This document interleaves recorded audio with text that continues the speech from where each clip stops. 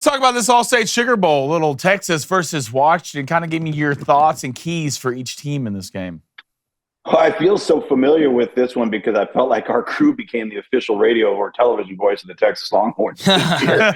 And so, listen, I think the thing that's very intriguing, if you look at the game within the game, is the back half of the season, Washington suddenly became really, really difficult to defend because they could run the football. Mm-hmm. That wasn't necessarily the mode of operation in that first half of the season. So all of that did was further enhance some of their vertical stuff and their explosive plays in the passing game, which they've made look easy. The problem is that they're playing a Texas defensive front that is unlike anything, not even close in the Pac-12. If you were going to sit there and say, okay, well, what could be comparable? You might say Utah, and it still is not the same. Those two defensive tackles at Texas, side by side, Murphy and Sweat, are as good as you're going to find. And nobody's been able to run the football on them. And I mean nobody.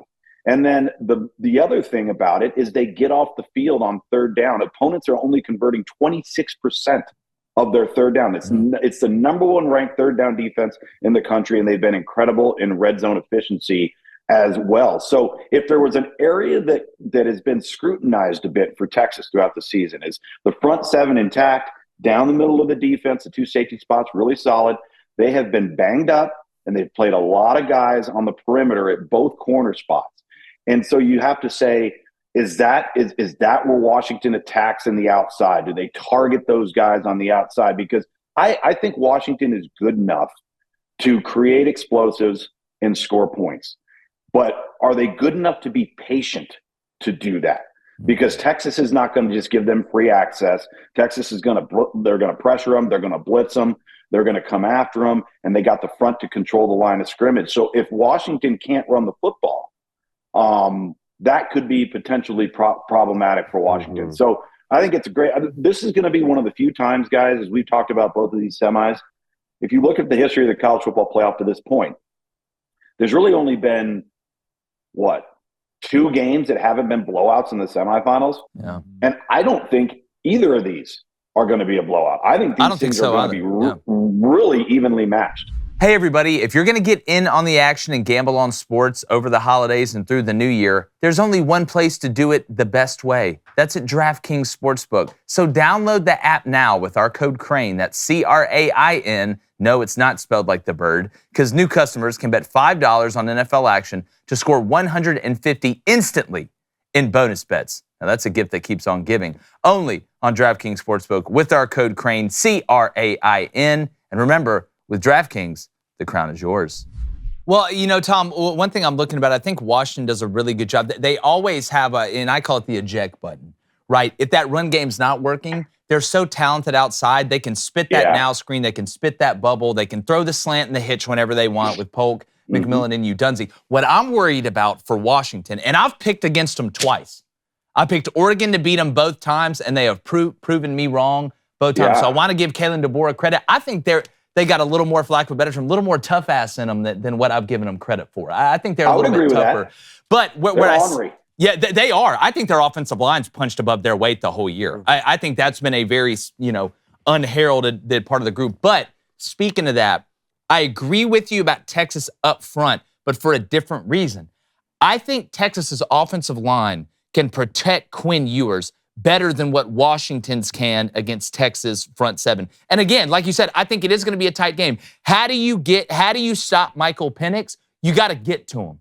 You got to get to him. That's the only way you stop him. Because if he can make everything, Tom, we talk about arm strength, right? And he's not Joe Milton. He can throw the changeup if he has to, right? He's got feel and nuance.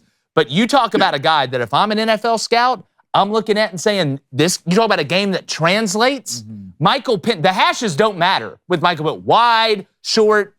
This guy can throw it from left to right, 53 and 30 yards wide, wherever you want it, and about as far as you want it. If they give him time, Michael Penix will kill you. And I know Texas's DBs looked good against Texas Tech at the end of the year, but don't forget the couple weeks before that when they got absolutely torched. And the Big 12 is nice, but they ain't seen what Washington's rolling with on the outside because it's an absolute problem. The pass rush, I think, is going to be interesting to look at.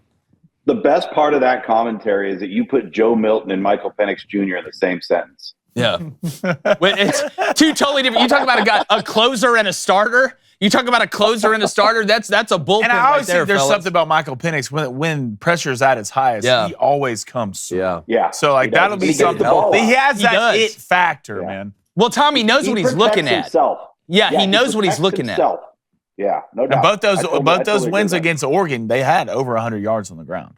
No, they did. Well, again, if I always look at it from a defensive perspective, if I am playing Washington, what is the first thing I am worried about? It is the passing game. It is not the running game. And I think that's where they're sneaky. And I think they've been really good doing it in the red zone.